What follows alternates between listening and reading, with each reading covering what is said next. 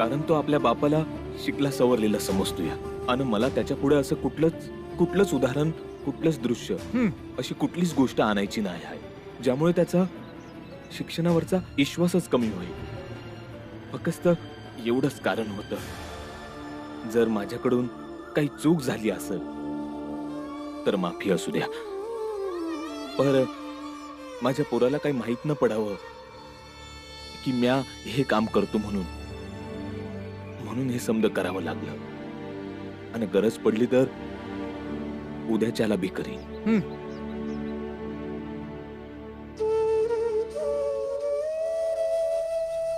आणि शेठजी, मला आता घरला जायला पाहिजे. माझ्या बहिणीला काही लोकांनी धक्का दिला आणि ती खाली पडली. लय वाईट प्रकारे दुखापत झाली. आणि जर मी तुला सुट्टी नाही दिली तर मजबुरीसाठी मला नोकरी सोडावी लागेल. नाती वाचतील तर काम नंतर बी करू शकेन. शेठचे आराम जितलाय का म्हणती माणूस दिसतोय. मी तर बोलतो याला नोकरीवरनं काढून टाका. जा, परत ये, मग हिशोब करू तुझा. आभारी आहे शेठजी. रामजीला एवढा येळ का लागतो शेठजीकडनं सुट्टी घ्यायला? अजून आला कसा नाही हा?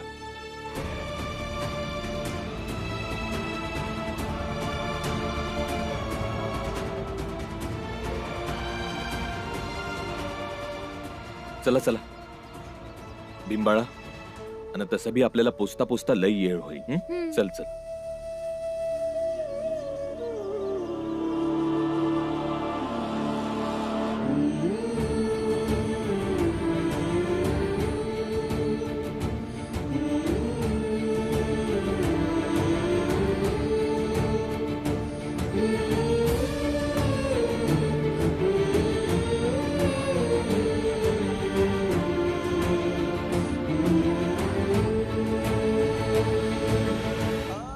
भीमाबाई, आता मीराची तब्येत कशी आहे? अरे रडाय काय झालं? सांग ना, काय झालं? वैद्यबाई रात्रीपासून उपचार करीत आहेत, अगं पर काय? पर वैद्यबाई बोलत्यात आता काही सांगता नाही येणार. का?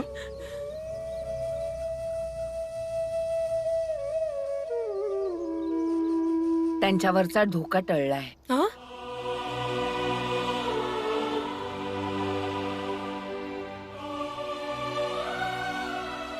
2-4 तासांनी तुम्ही त्यांना नेऊ शकता. पण त्यांच्या पायाला जो आतून मुकामार लागलाय तो कधीपर्यंत ठीक होईल आणि त्या कधी चालू शकतील हे मी आता नाही सांगू शकत. वैद्य काकू, तुम्ही काळजी नका करू. आम्ही व्यायाम बियाम करून आत्याला बरी करू.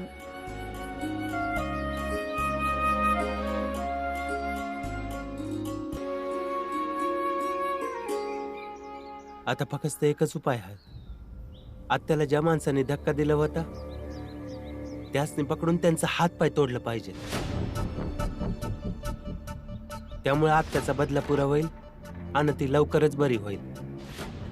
तुम्ही समजावा या पोराला. भांडण खून कवापासून हेच बोलत आहे. किती बी समजवण्याचा प्रयत्न केला पण समजतच नाही आहे.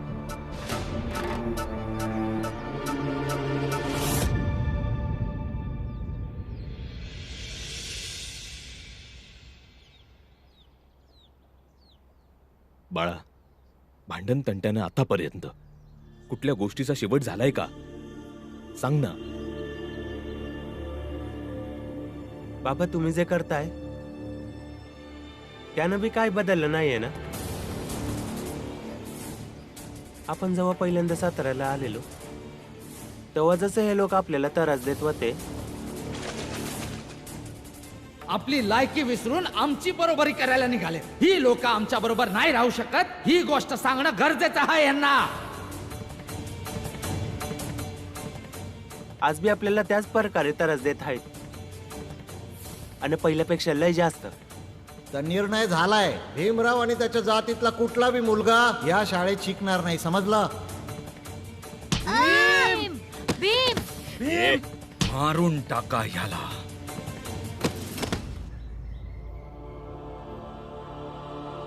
रामजी,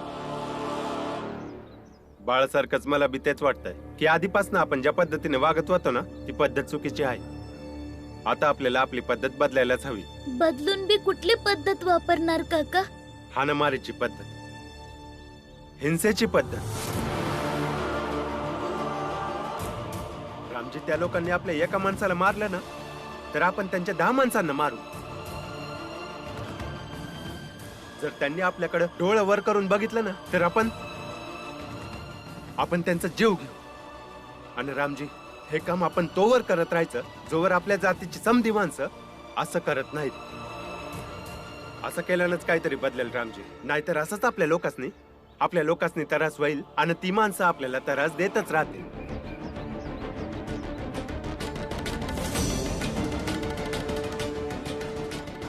इकडे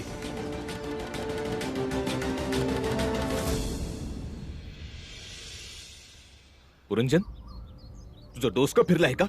हे काय पोरसने हाणामारीच्या गोष्टी शिकवतोयस? बरोबर तर शिकवतोय. आपल्या समस्येचा हा एकच उपाय आहे. हे कुठला उपाय आहे ज्यामुळे तू आपलं समद गमावलंस? तुझी आई जळली, तुझ्या भाचीनं आयुष्य कशा तरी प्रकारे सुरू केलं. जर त्या रात्री तू रागात येऊन त्या चायवाल्याला मारलं नसतं तर कदाचित त्या लोकांनी तुझ्या घराला आग लावलीच नसती. वाय तर ठीक आहे ना. जे जाळायचं होतं, जेवढं जाळायचं होतं या लोकांनी जाळून टाकलं. आता जाळायला माझ्याकडे काय उरलंच नाही. आणि आता मी आधीपेक्षा जास्त ताकदवर झालोय. आता मला कुठल्या गोष्टीचं भ्यास नाही. आता मी आपल्या परीने जगू शकतो आणि आपल्या परीने काय बी ठरवू शकतो. हे बघ पुरंजन, जर तू असा हिंसेबद्दल बोलत असशील तर तुझी माझी मैत्री संपली.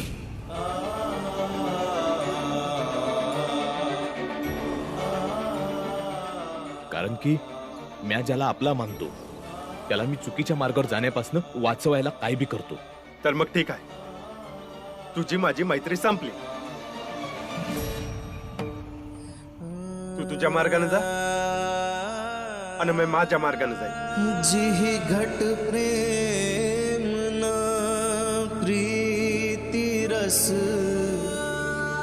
पुनि रसना नहीं ना ते नर या संसार में उपजी भय बेकार. बघ बाळा, तुमचं म्हणणं मला पटलं नाही बाबा. असं नसतं की तुम्ही परत यायला बरोबर असता. पुरंजन काका बी आपल्या मार्गावर बरोबर विचार करतात. त्यांचा विचार बी चांगला सिद्ध होऊ शकतो आणि मी बी तोच विचार करतो. त्यांना बी त्यांच्यासारखंच उत्तर दिलं पाहिजे.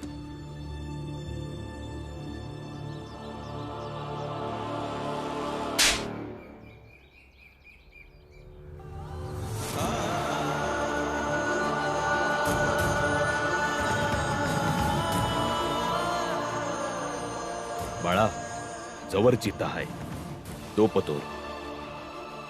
कमीत कमी माझ्या पोरांसाठी जे बरोबर असेल तेच करणार.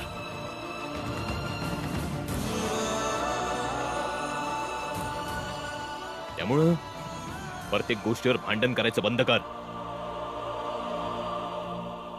आता तुम्ही त्यांना भेटू शकता.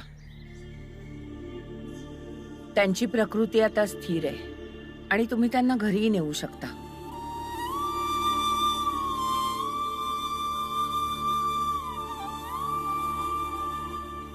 वैद्यबाई, मी तुमचा लय लय आभारी आहे. मला समजतच नाही तुमचा म्या कसं आभार मानू. फक्त तुम्ही होत्या म्हणून हे समज.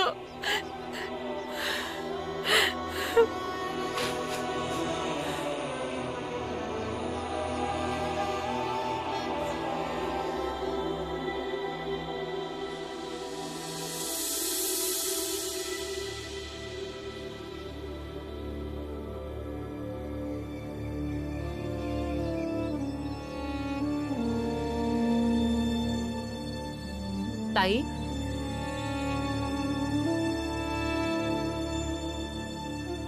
मीरा, कशी आहेस? बरी. बरी आहे. तू मी खूप खूप त्रास दिला ना मी. एकदम गप गप बसा तुम्ही.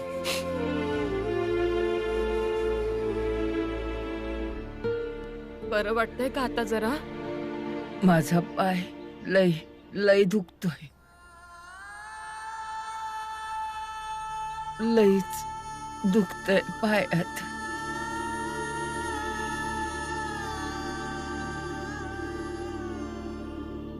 वैद्यबाईंनी औषध दिलंय ना? हा? अन आम्ही समधी हाय. समध ठीक होईल. वय हं? पण तुम्हाला धक्का कोणी दिला होता आत्या?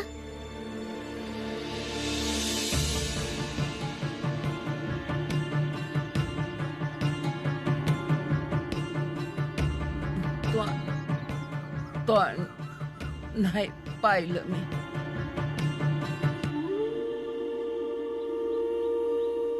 काही नाही नाही काय विचार नका करू. हं? आधी आराम करा न लवकर बरे व्हा. हा? काही हरकत नाही आत्या, माहित तर पडलच. चल बाळा, तुझ्या आत्याला घरला घेऊन जाऊया.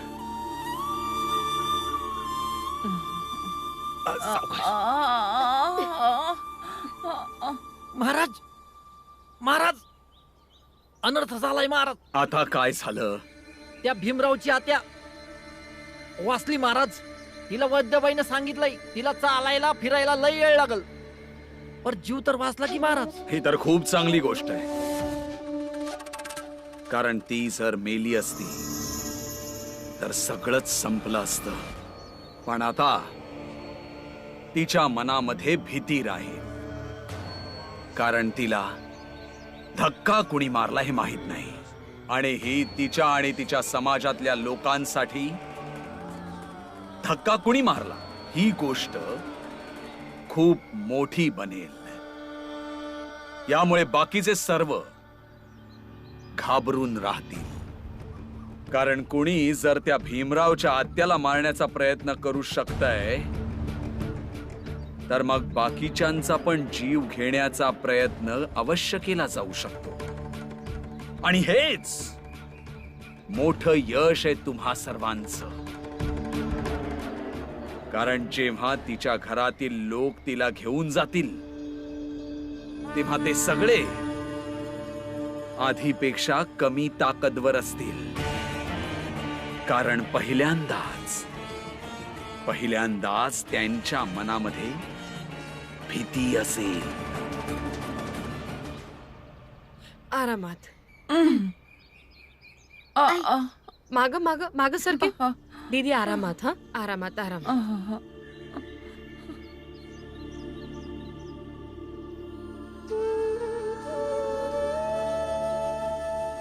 पुढच्या वेळेपासनं घरच्या समद्या लोकांनी सावधान राहा, कारण त्या लोकांनी एकदा वार केला आहे तर परत भी करू शकतात. भीमाबाई, रात्रीपासून कोणी काही खाल्लं नसेल तर वय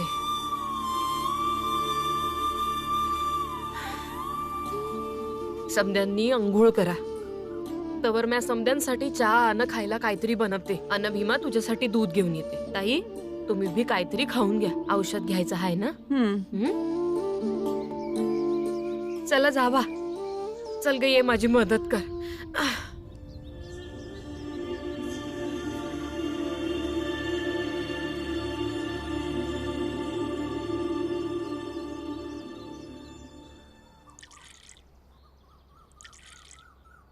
बाबा, या खाटेची किंमत किती असेल? का? काय झालं?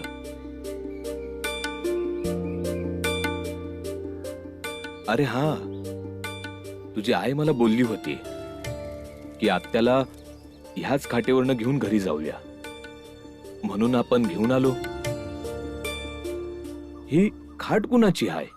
बाबा, आईनं स्वतःचे दागिने ऐकून ही खाट घेतली होती. काय? काय?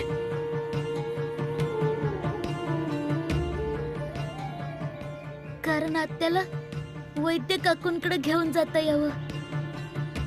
वहिनी, दुसरा कुठलाच उपाय नव्हता. बाबा, ही खाट कितीची असेल? असेल काही 12-13 आण्याची. बाबा, तुम्ही मला 13 आणे द्या ना, म्हणजे मी आईचं दागिनं त्यांच्याकडनं परत आणेन. कारण आता जर त्यानं नाही परत दिली तर मलाच काहीतरी करायला लागेल. पण 13 आणे घेऊन हा करणार काय आहे? काय करणार आहेस तू? हा, बोल ना, काय करणार आहेस? ऐकलं नाही बाबांनी काय म्हणलं? लक्ष ठेवा, सावधानी बाळगा. आपल्या मधल्या कुणावर बी हमला करू शकतात. समजत नाही का तुला? आई, सावधान राहण्याचा अर्थ हा थोडीच असतो का कुणी बी आपल्या संग वाईट केलं तरी आपण गप्प राहायचं. आणि आई, आत्याला ज्या कोणी बी धक्का दिला असेल त्याला बी मी शोधून काढेन.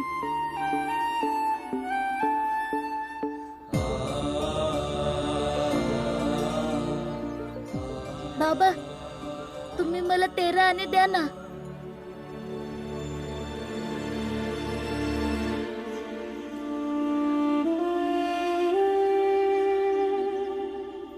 हे बघ बाळा, चुकीला बरोबर करण्याच्या नादात कुठलं बी वाईट काम करू नकस. बाबा, मी असं काय बी चुकीचं काम करणार नाही ज्यामुळे तुम्हासनी त्रास होईल. बाबा, तुम्ही मला बुद्धांबद्दल सांगितलं आहे, त्यामुळे विश्वास ठेवा, हिंसा कुठं बी होणार नाही.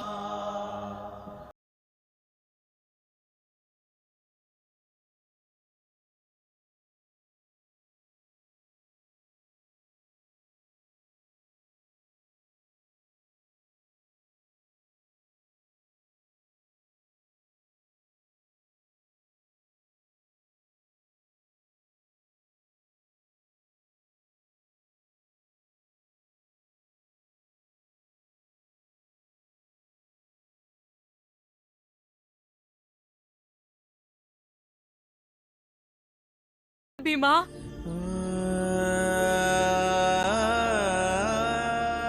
भीमा, एका दागिन्याच्या जाण्यानं आपलं समद आयुष्य नाहीच कटलंय. अन त्यो दागिना तुझ्या आत्याच्या उपचारासाठी वापरला आहे ना?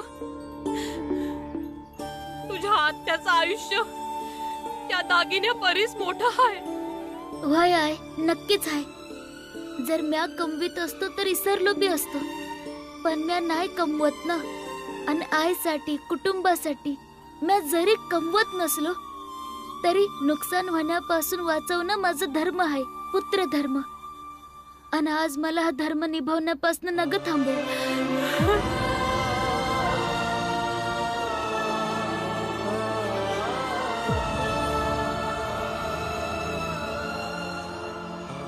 बाळा,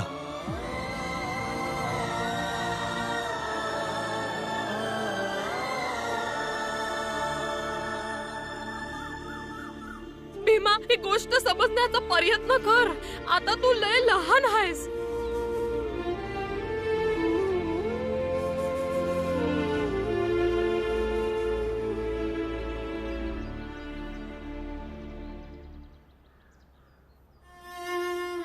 तरुण पोरावर हात उचलला नाही पाहिजे होता, पण गोष्टच अशी काही होती ती सहन करणं बी अवघड होत होतं. मी हे नाही बोलत आहे की तुम्ही आमच्या चांगल्याचा विचार नाही करत, पर नेहमी तुमची विचार करण्याची पद्धत आणि माझी पद्धत कवाच मिळत जुळत नाही.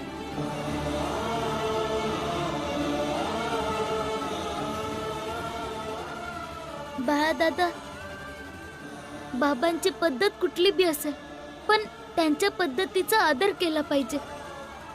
कारण त्यांनी एवढं शिक्षण घेऊन सुभेदार पदावर नोकरी करून बी ते भांडी घासतायत.